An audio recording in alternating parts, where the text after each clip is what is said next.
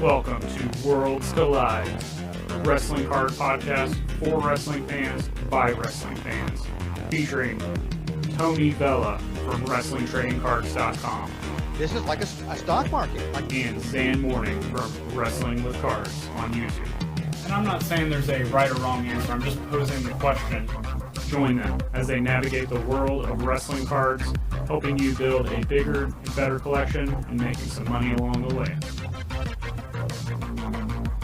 What's up, wrestling fans, trading card collectors? Back again with another Worlds Collide episode. This is your card, Shelton Benjamin.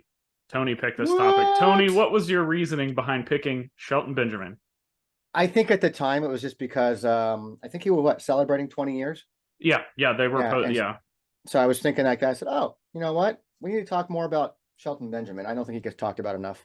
Hey, you know what? Picking a name from a topical standpoint is much better than picking from a random wrestling name generator, right?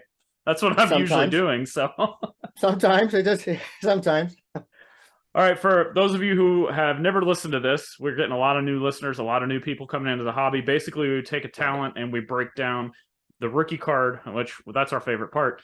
Talking about our favorite cards, just all kinds of different topics about a specific talent. So we're going to start off trading card database lists as Shelton Benjamin having 374 cards, similar to Rick Rude that we did on the last episode of This Is Your Card. I think that's pretty accurate. Like, when you think of Shelton Benjamin, you just don't think of a lot of cards. I don't know. What do you think? I think it's a pretty accurate number, I think. I mean, obviously it's not the precise number. I mean, but it's a good roundabout number of things out there with, but it seems about right. It's weird though, when you think of like Shelton Benjamin, Rick Rude, same number of cards. Yeah. And which one of them, there's a huge segment of people that put on a pedestal, and one of them nobody really talks about, but yet they have the same. Yeah, it's wild. Yep. All right, rookie card, first card. This is, I'll let you start because mine kind of like, I think this is one of the more tough ones to pick because of the amount of releases. Yeah, amount of releases and the kind of releases there are too. Yes. So some of these are maybe like, I'm more of a trading card traditionalist, so I like things to be trading cards, not going to be something that's not. I kind of went, I mean, if you're going to go with an appearance on the card, I go with the WWE Raw Deal card game. He was part with Charlie Haas, Team Angle card. There's a card number 107 from that set. It's from the 2003 WWE Insurrection set. He was one of the starter decks of that set, him and Charlie Haas, just called Team Angle. And it's world's greatest tag team, basically. They had different cards that made up their set. One of them, card number 111, is called All About the Benjamins. So it's like the first card really that has just Shelton Benjamin on it, I think. But it doesn't really... Which is, as we're talking about this, is very important based on the cards that we're going to mention. Yeah, because, and that's just from a card game. So if you're one of those guys who goes, well, I don't count that, and you want a trading card like pack pulled trading card, you might have to go the next year after that, which is going to be 2004 Chaos.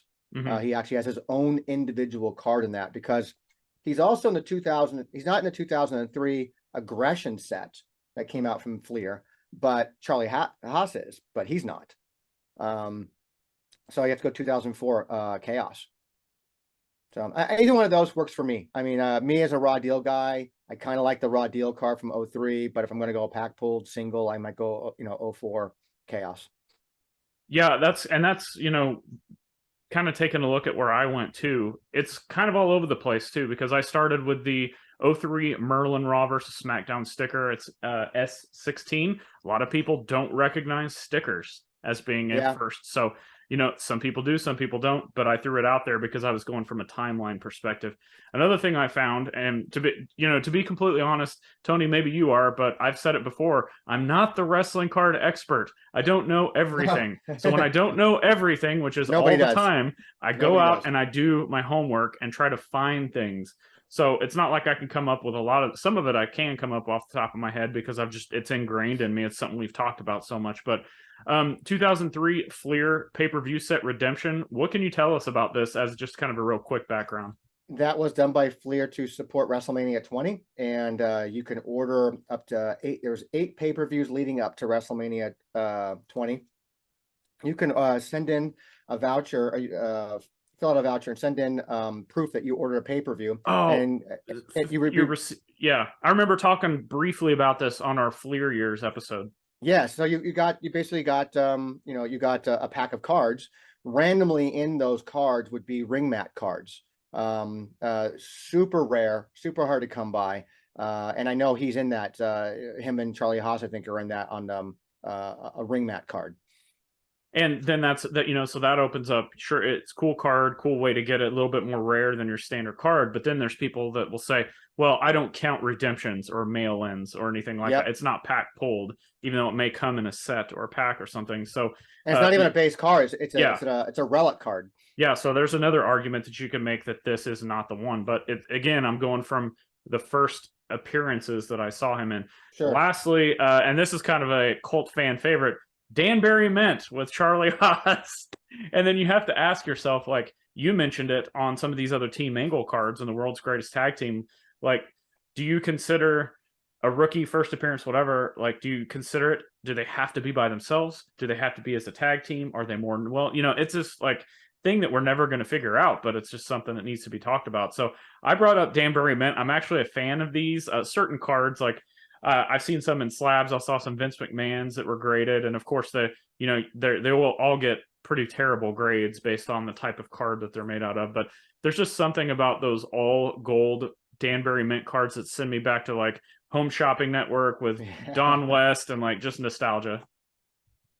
Yeah, I collected them. I had them all for a while until at least the first 50 I had under the WWF banner before they rebranded in 02 and then reissued everything again with the WWE logo, and then continued on to whatever it was, 150 or something like that, 100 whatever cards in the set. But yeah, I mean, again, it's a mail-in thing, so it wasn't something you could just go out and buy at the store kind of thing, or get a pack pull kind of thing. But again, we're not here to solve the mysteries, but just kind of let you know what his early cards are, and those are a lot that we've given out right now that you can choose from like the first year and a half of his pro wrestling career. Yeah, I think people want to go back to the Beckett definition pack pull, and that's fine. I just think when we do this, though, we're giving people a perspective. Like, if we were doing John Cena, okay, well, it's the 2002 Flair Royal Rumble. But on some of these other talents, you're finding that wrestling cards, unlike almost anything else, is so like there's such a variety out there that it kind of allows people to kind of go with what they like, not so much like the definitive definition. So just thought I'd throw that out there. All right, let's talk about the best card. I'm going to pull a wacky one here and go first. I got to look at my notes here so I can get the card number right. It's 2015 Bushi Road, but it's card BT 14014-RR. I don't know what the numbering system is with that, but this card design is something that when I look at it, I was like, oh, I would have never imagined Shelton Benjamin to have this like presence on a card. Like it looks like he's out of the movie with a Jean-Claude Van Damme kickboxer or something like that. It's like a super like intimidating like fighter pose, not like just a wrestling card, but it looks like he's an actual fighter. I love the design of the card, and it's just something different that when I was going through all the Shelton Benjamin cards, I'm all about the images and card design, and this one was just like both like the best in my opinion. So maybe a little bit harder to find, a little bit off the beaten path. 2015, I would say that Shelton Benjamin wasn't like, lighting the wrestling world on fire, but apparently he was enough to be in a Japanese wrestling card set. For best cards, for me, I'm very simple with this one. I like the 06 WB Heritage Chrome, the X Fractor particularly. That was going to be like my number 2 in this. I really like that one, and I also like his 2022 Panini Impeccable card, number 88. Some people don't like that double image where you have like the main one image, and then you have the secondary image where it's this like the same image twice. Yep. I can agree. Maybe using a different image for the background would be kind of cool, but I still like that design. The whole thing looks pretty cool to me.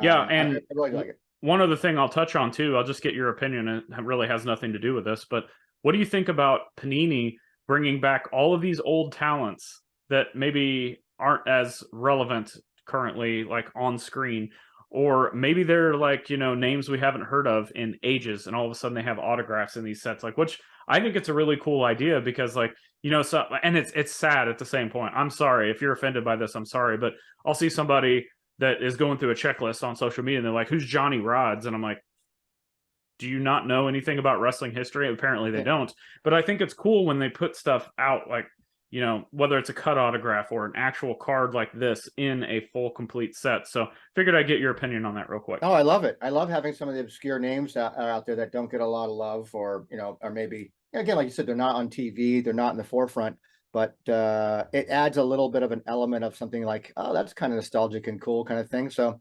it just adds more room for more collectors, I guess, who are want to go out and get something. But maybe you're, you know, an ECW, you know, lover and stuff like that. Like, oh, Sandman's going to be on the card now. That's I mean, it's going to be awesome, you know. So it's cool to see stuff like that. It's a little there's something for everybody, which is what I like, that what Panini is doing is offering a little something for everybody. Of course, I don't get any Loomis cards in the Chronicles play, so that's okay. My wallet's happy. Yeah, and I get very little cross cards coming out in a lot of this, but hey, I'm having it's something, you know. It's something. It's still fun. So right. I think it's cool. I like that they're adding some of these names in there that you know, it's not going to be constant Roman Reigns or constant Becky Lynch or constant, you know, which there's nothing wrong with those names. Those are obviously your money makers and your sellers and the big collectors out there, but it's just cool from having some different names out there. Well, and there, I think we'll move on after this point, but I thought it was cool that we've seen Afa and Sika cards come out, because people can now pair those with their bloodline sets that they have and build these, you know, whatever it is, however they want to put that bloodline card set together, whether it's autos or parallel color matching or whatever. Like, it's just super cool that they're allowing collectors to be able to do that. So something a little bit, and between that and the relics and the designs, like, I think they're just a little bit more forward thinking than Topps was, as far as just regurgitating the same kind of stuff over and over again. Sure. So all right, on to worst cards. And this is actually, I'll go first again. This is actually a cool design of a card, but I just hate the card, and it's the 2020 Topps Chrome Shocking Wins insert. He's just standing there with a microphone. Now, I could understand that if it was like The Rock, or if it was The Miz, or if it was like Enzo, you know, somebody who's known for being like fire on the mic and cutting promos. But I don't remember Shelton Benjamin setting the world on fire with his promos, and here he's like, you know, just standing there with his microphone. So cool card design, terrible shot. I agree. I agree. For me, surprisingly, for my worst card is also tied into my rookie card. Which is a 2004 Chaos number 36 card. It's just a weird image. I think he's like doing like a splash on someone, or something, or like jumping on someone. Like it's just a weird, again, it's an action shot that I don't care for. It's either that or anything that has him with the white hair. Like the 2017 pin a comment in that, because we're going to talk about that on my next card. The Leaf original one, or even the 2007 Heritage. There's a tag team set with him and Charlie Haas, like that. I don't remember if it was an oversized box topper or not, but he has. I just didn't like the look. You know, I just thought it was not a good look for him. He's got some incredible looking cards when I was doing some homework and checking him out. Some really, I mean, dude is built, and so there's some really, really cool shots of him, and just massive. He just looks massive, you know. That casual, laid back with the microphone look, not such a good, you know, in ring action kind of stuff. Usually not my cup of tea, but there's some great stuff of him where he's like just kind of like flexing, or like there's a SmackDown shot of him on one of the cards too, from one of the SmackDown sets, where it's kind of an angle of him, the camera kind of looking up almost at him, and he's like just, you know, chest is like out, and he just, I mean, just, it was just incredible shot. I almost picked that one. I think everything you just said is fitting for his character, you know, because he's not great on the mic. He's not like a character per se. He's an athlete, and I think that is what matches everything. There's an amazing talent in the ring, 100%. So athletic, and in such good condition all the time, always in top shape. But you're right, you know, just that charisma doesn't really come off very well on the microphone for my taste. I'm sure some people do like that, but I think having him be part of like the Hurt Lockers like that can only benefit him. Obviously, was a really good idea. Well, and World's Greatest Tag Team, anytime they're on, no matter what organization it was in, yeah. like I was like, okay, super, I gotta watch super this. entertaining, super entertaining. Those guys are just amazing athletes. I just don't find that you know, the mic skills were there. The charisma wasn't really there, I don't think so. I don't know, but an amazing talent regardless, like that. All right, last part. Usually this is our most fun part, but I actually had a little bit hard time with this, and then a light bulb went off. And that's the card we would create. And Tony was just talking about the Shelton Benjamin card where he had white hair. I'm actually going to use part of that, the 2009 Topps card number 43. I would take that image, that exact image, and I would somehow pair it with a Dennis Rodman card. Now, we'd probably have to do this with Leaf. And, you know, there was an old Fleer basketball design called Double Trouble, and would have like a double image of mostly, I think most of the time it was the same athlete, but then they had some other double where it would be like one athlete on one side and the other on the other. I would do something similar to that with this image and Dennis Rodman.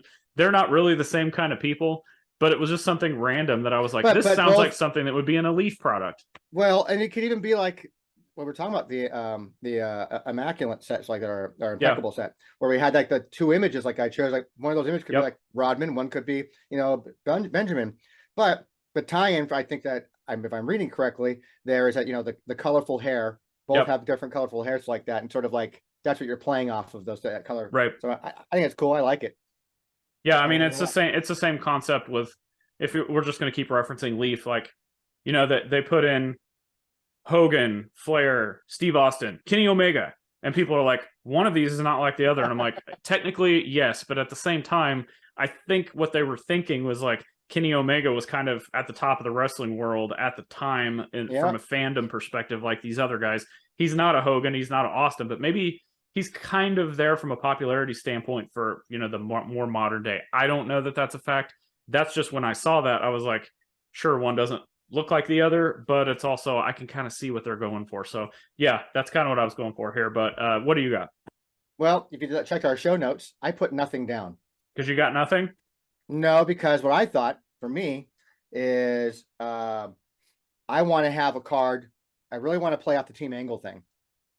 So what I'd make a card that probably either two things, either has a red, white, and blue type flag backdrop where the white of the flag becomes signature areas for each one to have a signature. Oh, cool. Yeah. Or it's actually like an embedded flag, like a relic with a triple signature of all three guys. I really like the whole team angle aspect. That was a great little mini faction, I think, that didn't get a lot of traction for some reason. They didn't expand on it more. Like it kind of dissolved pretty quickly, I thought. It had a lot to go with that little faction. So kind of highlighting that. One, it gets me something for my Kurt Angle PC. Sure. And two, it really you know, signifies, because I don't recall, was there ever, I can't think of anything that was ever a team angle. There's no triple autograph of those guys. Not that I'm aware of, and I also don't, I could be wrong on this too, but I don't think we've ever seen a piece of a flag as a relic. No, I don't know if that's like, you know, frowned upon, you can't do that, but I don't know. But even if you can't, I can understand that. I totally understand. I guess worst case scenario, we could kind of revive something that was really sought after in the past, and let's do a piece of a gold medal ribbon. I thought about that too. I honestly thought about that too, but I go, don't know if I want to do the gold medal ribbon. Flag is a better idea, but if you can't do the flag, I think that'd be a good. Because the gold medal only represents Kurt, really, but you know, other two, something along the lines, like I wouldn't even mind having some kind of a really cool wavy flag design in the backdrop, where somehow in the white stripes of the flag, maybe that's where you get their autographs go. You know, maybe like a large patch card, something. I think a team angle card should have been done at some point in time. We probably would have gotten, if possible, just like a ring mat card. That was basically it. But and which I wouldn't mind if it was an oversized ring mat card and all three signatures on the ring mat. That'd be kind of cool. Yeah, that's a great idea. I don't know why I didn't even think about that. But anything else you want to say about Shelton Benjamin cards going forward? I think we've kind of, from a wrestling perspective, I think we've kind of touched on it, that he's amazing talent in the ring. Any team or faction he's been with, it's always been entertaining. From a card perspective, I don't collect him. There's cool cards out there. So I think this is, this is maybe one of those talents that you'd have to dig and do some homework, but I'm often talking about how people that say, I can't buy a Prism Gold, I can't buy these impeccable cards. Well, maybe you find a talent like this and you can go after those because maybe you're a fan, but it allows you to have those top tier cards that other people are getting, but maybe for a fraction of the cost in a talent that you still like. Yeah, that's how I think too. I think that, clearly Benjamin and every wrestler has their fan base. Yes. And so, he's a perfect example of what we just said. Like, I can't afford to go out and buy, a gold Roman Reigns like that. And I like Roman Reigns, but you know what? I also like Shelton Benjamin, and I bet you can afford that though. That's going to be a lot more affordable. And again, it's just, you're not, as long as you're in it to collect because you love the collecting aspect of it and you're a fan and you're not looking for things for future, investment pieces like that. But who's to say? You don't know. We don't know what's going to happen with this guy, or any of these guys going forward. So, some kind of popularity might happen with the person. I don't know, but it's a great talent that's very affordable, I believe. I haven't researched all his price points and what some of his stuff goes for, but I can only imagine it's not going to be as expensive as Roman Reigns, and it probably isn't as cheap as Dexter Lumis. So yeah, that's probably true. I just want to continue to hammer home, and this could be a whole nother show topic, but I'll make it quick. A lot of people complain that they can't afford things, they can't get things, that the high end golds, black 1-of-1s, these logo man relics that Panini's been like, those are not for true collectors, those are for the investors. But yeah, whatever your stance is on that, like, instead of complaining, just I don't think people understand the fact of like owning a piece of these sets that are so sought after. Prism Gold, Prism Black 1-of-1, these logo man, like, again, find a way to experience that set at your own budget and for the talent that you like. Because I can say from like a cross standpoint, like, people want to talk about the transcendent superfractors, and when you get them in hand, it's a whole nother world. Like, you don't understand the importance of and the like level of like awesomeness that is in some of these cards until you get them in hand and you experience them. So I think Shelton Benjamin, or if Loomis comes out, well, of course you're going to be battling somebody like the Galactics. There's not a lot of those out there, but you get these things in your hand of different talent, and it kind of opens your mind. Like, oh, okay, I realize why these are so sought after and why people want to collect these now, and why the prices fetch what they do because of what they are. So just thought I'd do that public service announcement out there. Yep. All right, Tony, let everybody know where they can find you if they don't know already. Well, it's this little hole in the wall place called WrestlingTradingCards.com. I know it's insignificant to some. It means nothing to others. But we've been around a little while. So check us out, WrestlingTradingCards.com. All of our social media handles are at the bottom of every single page. And check out WTC TV when you get a chance.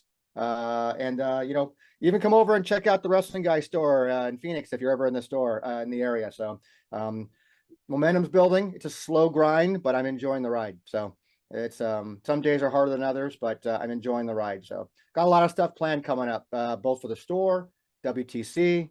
There's a lot of cool stuff coming up. A lot of irons in the fire, and that's honestly what I like to hear. I've always been like that my whole life. Like, do this. You got to have like 10 plates spinning in case 2 of them fall. You still got 8 other ones going on. So always loved that approach. And I have, having dedicated wrestling stores, just amazing, especially with your history and the products you got behind you and out on the floor. It's just, it's so nice. I had Paul from the Price Guide and his friend Steve come out here a week ago. It's like that. Paul, I think, can kind of vouch for the level of inventory that I have sitting here from, all the years of collecting and amassing all this stuff. And, I get used to it. It's like kind of having like that little puppy you've always had, and it grows up to be this big dog. But to you, it's like, it's always been the same size. It never really changed because like you see it every day, and someone comes over your house going, "Oh my God, your dog has grown so much." It's like, you know what? You're right. My dog has grown a lot. It's like, for me, I sit here and I look at the stuff and I go, "Oh, it's the same, looks the same to me for the last 25, 30 years," like that. And then someone like Paul comes and goes, "Holy crap, this is like a lot more than I ever envisioned." That's awesome. Yeah. And, like we were talking off air just briefly, we were talking about them coming over there. It was like, if they haven't seen this stuff, then that's saying something. Oh yeah, Paul left here with a few items that he said I'd never seen this before. Yeah, you never know what there may even be some more 91 WCW Impel in there somewhere. We joked about that. That's in the empty unit next door. I keep that there. I don't let anybody see that. It's very special. So. All right, you can check out all my stuff at Zhan Warning on all social platforms, Wrestling with Cards on YouTube, Wrestling with Cards, the podcast. And of course, if this episode brought you some value, please subscribe, leave a review, and tell a friend about the show. Tell a wrestling fan, tell somebody that's into sports cards that doesn't quite understand how cool and awesome wrestling cards are yet. Just tell everybody, let's get more people collecting. I know a lot of people don't like our hobby being infiltrated because they feel like they're being attacked, but hey, I don't care what you're collecting. If you're into wrestling cards, if you're here to, this is a bad term, but if you're here to pump up wrestling cards, have fun, just enjoy wrestling for what it is and find that way to connect with the cardboard, the action figure, whatever it is that just, you can collect wrestling fandom. We're here for it. Yeah, but until next, I say that the one more thing before we go, I say that like with every one of these episodes that we do for This Is Your Card, I'm always interested in hearing people who are listening. Are you a fan of this particular superstar? If so, what do you collect? What do you think about this superstar? Like, what do you think his future, collectability might be? It's like that, or what it should be. I always want to hear what other people have to say about the specific talent that we feature on these episodes. You say that, and we've had a couple things that stood out. Like somebody sent me a DM on one of the episodes and was like, I haven't thought about this guy in 30 years. And it just it just brought back, and I'm like, that's exactly what we're here for. And that's then on the flip side, somebody reached out and they were like, hey, I'm actually started a super collection of this person. I don't even remember who it was at the time. And I was like, oh my gosh, this is amazing. I want to see more of this. So yeah, when you get the people that do reach out, like what you were asking for, the engagement there, and they do say stuff like that, I'm just like, man, not only did our point, like, yes, we did what we're supposed to do in reaching people, reaching the audience, but it's also interesting to hear these other stories, how people collect, who they're collecting. So you're 100% right. That's what I want to hear. That's what I want to hear from people, and that's intriguing to me. Like, I'm going to be fully honest. Like in the beginning, it was like it didn't bother me whether I heard from people or not when we started doing these episodes like that in the very beginning. But my mindset's flipped completely over that now. So I'm like, I'm very much loving to hear what people have to say. I like seeing the comments and seeing what people have to say about these episodes. Good, bad, or indifferent, as I always say. But agree. I just want to see engagement because we want to create a community that's people. We know we're not all going to get along. Correct. But it'd still be nice to have a general community that, for the most part, is engaging with each other in a positive way, which is, sharing stories, nostalgic reasons, whether it be for investment purposes or for just collectability, or like you said, the interesting ways that people are collecting certain things. I think the people's creativity are just mind-blowing. It's getting crazy. I love it. And I love it. Well, whether you're collecting, talking about the latest, results on Raw, whatever it is, wrestling rules, because what do we always say about wrestling cards? Wrestling cards rule. Until next time, please subscribe, tell a friend. We'll see you.